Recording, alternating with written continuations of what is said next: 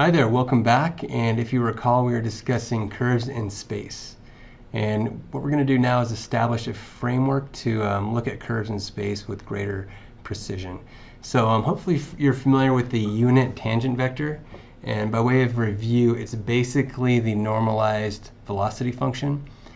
And it's given by this equation where t is equal to the derivative of our position function divided by the magnitude of the derivative of our position function. So just to kind of review this a little, imagine the tangent vector of the moon as it orbits the Earth, or the velocity vector. This unit tangent vector tells us the direction of motion of the object at a given time. It's normalized though, so unlike the velocity function, it doesn't tell us anything about the magnitude or the speed that the moon's orbiting the Earth with. So what we want to do is sort of just starting with this vector, we'll establish a total of three basis vectors that will give us a framework to better analyze and understand motion in 3 space. So to that end, the next vector is going to be the principal unit normal vector n, which is equal to the derivative of our unit tangent vector divided by the magnitude of the derivative of our unit tangent vector. So again, this is going to be normalized, hence the hat on the n.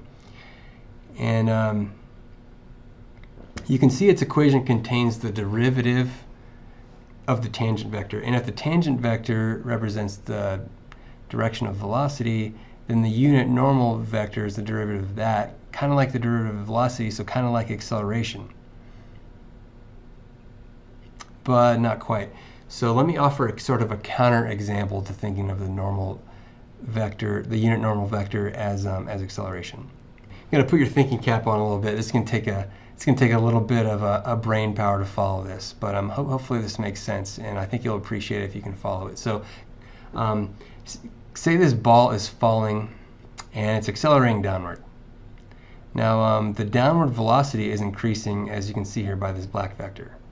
However, if you look at the unit tangent vector, of course the unit tangent vector has a constant magnitude, so it's not our unit tangent vector shown in purple here, it's not changing. It's still heading in the same direction. And since we normalize it, its magnitude is constant, and constant magnitude and constant direction means that it's not changing. So basically t lost that velocity magnitude information when we normalized it. Now this is important, and it affects that the unit normal vector in a significant way. Because in this case, there's going to be no change in t, or our unit tangent vector, with time. It's constant with time, right? So if the derivative of our unit tangent vector with respect to time is 0, then that means our unit normal vector also has to be 0, according to that equation, right? So even though it's accelerating, we say that the normal vector is 0. So you can see that the normal vector doesn't actually directly represent acceleration. However, you can see how it corresponds if we look at this in a different way. Say this ball is traveling horizontally and it's accelerating downward. Now the unit tangent vector is changing directions in this case. You see it's going horizontal, and it's starting to change more, so its direction is pointed downward. So it is actually changing with time in this case. So our unit normal vector won't be 0 this time. In fact, it turns out the unit normal vector will be in the direction that this object is turning. So kind of in the downward direction, or leftward as it gets lower. So the tricky thing to note here is that since t lost that information of the velocity magnitude, since we normalized it, it won't actually reveal any speed changes in the direction that it's already heading, or the tangential direction.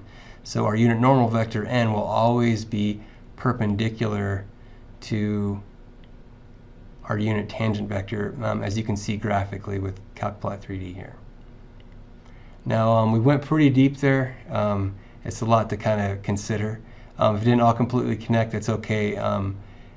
It will take a bit of thought to really appreciate it, but we'll kind of get into more of the very similar concepts when we talk about tangential and normal components of acceleration and soon. But the basic result for now is just that our unit normal vector is simply a vector that we define to be both orthogonal to our unit tangent vector and in the direction the object is turning. All right, so those are our first two basis vectors, and we've already got two, and we established they're going to be orthogonal, so we just need one more basis vector to establish our sort of that three-space coordinate system, and we call that our binormal vectors, basically that last vector we've got to add here, and it's going to be equal to the cross product of our t and our n vectors, where b is basically the vector that's orthogonal to that plane formed by t and n. But we have to be consistent with regards to it being positive or negative, because either a positive or negative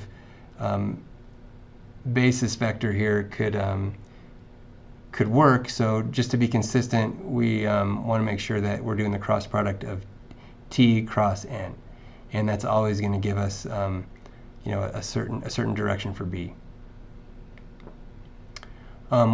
You could also, looking at this, you could say that b and n form a normal plane, which is going to be the plane that's fully orthogonal to whatever direction our tangent vector's in.